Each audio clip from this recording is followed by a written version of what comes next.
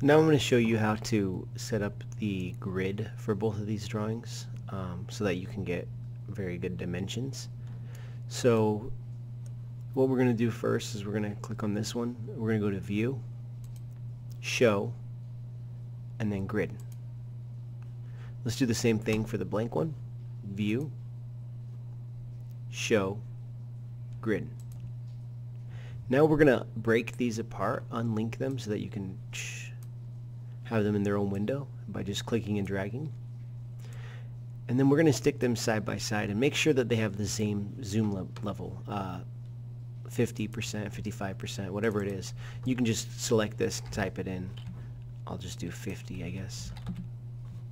I mean, 55 is better because the more zoomed in, the better. So, oh, it's not liking that. Now I want to just pick a brush that's going to be good for sketching. I want to make sure that I'm on a sketch layer, not the background, which should by default be. And under dry media, I'm going to choose Kyle's Ultimate Pencil Hard, or you could do Kyle's Drawing Box Happy HB. That's a little softer. And I'm going to stick this over here, and it's okay if it goes on top of your panels over on the left. So now that they're side by side, make sure that one's not too low. This line right here should match up perfectly. And with the grid, you're going to be able to now do a very accurate drawing. And this is kind of tedious and painstaking, and it will take you a good hour to recreate this.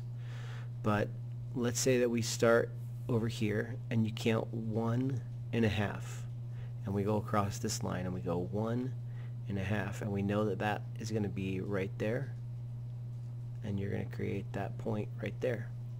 And I'm using an 8 point. If you wanted to go bigger or smaller, you can. It is pressure sensitive, so if I do very light, you can't even really see it. So I might want to just go a little heavier so I can go softer. And then I come down, and I'm looking here to see that it crosses right there. So I'll just kind of go like that. And you just got it. Your eye just has to keep going back and forth and checking.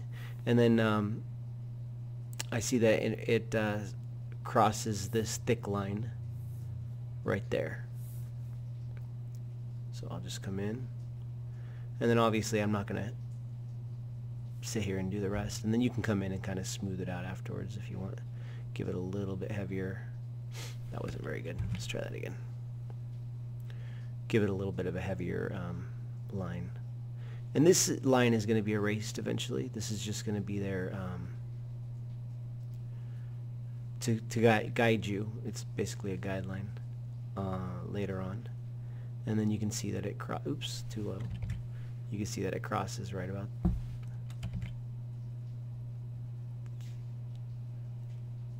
there.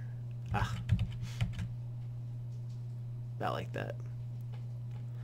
And it's probably a little closer up here, but whatever.